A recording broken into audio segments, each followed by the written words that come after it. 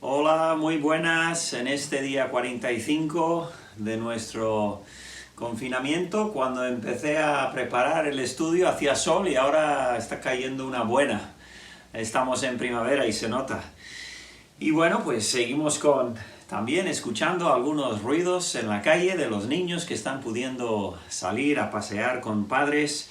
Y bueno, pues los demás estamos también a la expectativa de que llegue el sábado y podamos salir a la calle también los adultos y a ver poco a poco cómo salimos de este túnel. Muy bien, pues hoy quiero hablar de Manasés, uno de los reyes de Judá. Entonces voy a leer de Segunda de Crónicas, capítulo 33, unos versículos. El versículo 2 dice: «Pero hizo lo malo ante los ojos de Jehová, conforme a las abominaciones de las naciones que Jehová había echado delante de los hijos de Israel». Luego en el versículo 9, «Manasés, pues, hizo extraviarse a Judá y a los moradores de Jerusalén, para hacer más mal que las naciones que Jehová destruyó delante de los hijos de Israel». Y luego en el 11, «Por lo cual Jehová trajo contra ellos, los generales del ejército del rey de los asirios, los cuales aprisionaron con grillos a Manasés y atado con cadenas lo llevaron a Babilonia. Mas luego que fue puesto en angustias, oró a Jehová su Dios, humillado grandemente en la presencia del Dios de sus padres». Entonces tenemos aquí a un rey que se llama Manasés. Estuvo confinado durante un tiempo en Babilonia, llevado, pero luego pasó algo muy extraño y sorprendente, y volvieron a mandarle a Jerusalén, y estuvo solamente un tiempo, pero no sabemos cuánto. Muy bien, pues solamente encontramos esta historia de su cautiverio a Babilonia en el libro de Crónicas. Bien, Segunda de Crónicas es contemporáneo, es libro contemporáneo con Primera y Segunda de Reyes, pero son diferentes, aunque narran la misma era. Primera y Segunda de Reyes miran a los dos reinos, el norte y el sur, pero el libro de Crónicas, Segunda de Crónicas, mira solamente el reino del sur, el linaje de David.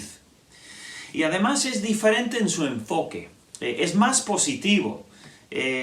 Tiende a ignorar lo peor de los reyes y a resaltar lo mejor de ellos. Así que es un poco más positivo, y también saca a la luz muchas cosas que en Reyes no aprendemos. No sabemos nada de eso en Reyes, pero en Crónicas sí que lo dice. Así que aprendemos cosas diferentes en los dos libros.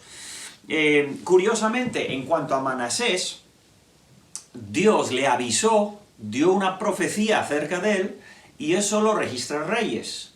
Pero lo que no registra Reyes es el cumplimiento de esa profecía. Sin embargo, en Crónicas tenemos el cumplimiento de la profecía, pero no tenemos la profecía, así que se complementan los dos, también como los evangelios, ¿no?, en el Nuevo Testamento. Muy bien, pues Manasés, un poco de él, llegó al trono a los 12 años, muy joven, pero reinó seguramente con su papá durante 10 años. Su padre era Ezequías, uno de los mejores reyes de Judá.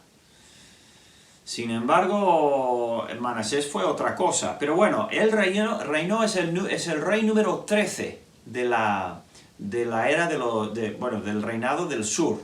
Y detrás de él solo quedaban 6 reyes antes de destruirse Jerusalén. Entonces él está hacia la parte final. Reina 55 años. Es el reinado más largo de cualquier rey, norte o sur, de Israel. Y rechazó totalmente la fe de su padre, Ezequías, que era un buen rey, no perfecto, pero un buen rey. Hizo caso omiso del arrepentimiento que Ezequías mostró cuando el tema de los babilonios y tal, y el orgullo que él tuvo en su corazón, se arrepintió de eso. Pues Manasés, su hijo, ni caso de eso, y también, evidentemente, no hizo nada de caso a Isaías, el profeta. De hecho, la tradición dice que Manasés le cortó a Isaías en 2, o sea, le mató, le asesinó al profeta, al famosísimo profeta Isaías. Un verdadero malvado. Bien, una cosa que me parece muy curiosa. Ezequías, el padre de Manasés, lo último que tenemos registrado de él, en Reyes, es que él dijo a Isaías, cuando Isaías le dijo, mira, por haber enseñado esto a los babilonios y tal, tu descendencia van a ser eunucos, van a ser esclavos en Babilonia. Y Ezequías dijo, pues el Señor es bueno, menos mal que habrá paz y seguridad por lo menos en mi vida. Así lo dijo. Y yo creo que Manasés lo debió escuchar de lo que dijo su padre, ¿no? Qué cosa, qué falta de amor hacia sus hijos, ¿no? Pero el caso es que Manasés era un sinvergüenza absoluto. Estaba obsesionado con la idolatría. Adoró a Baal, trajo ídolos esculpidos falsos dentro del templo de Jehová, sacrificó a sus hijos al ídolo, al fuego de Moloch.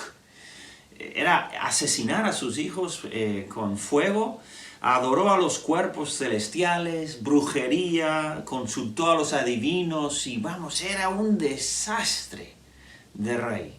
Era bruto y cruel y dice que derramó ríos de sangre inocente en Jerusalén. Manasés, con un padre bueno. Y la Biblia, como leímos, dijo, más mal hizo que las naciones que Jehová había destruido delante de Israel. Bien, pues eso, así era un rey horrible durante muchos años. Vino el rey de Asiria, y hay dos reyes muy difíciles de pronunciar su nombre, Asaradón y su hijo Asurbanipal. Uno de esos reyes sería seguramente el segundo, que era el hijo. Los dos mencionan en sus escritos y tal, mencionan a Manasés como un, ¿cómo se dice? Como un vasallo, o sea, un rey subordinado, un rey que pagaba tributo a los reyes de Asiria. Y la Biblia dice que le llevaron en su confinamiento con grillos y cadenas.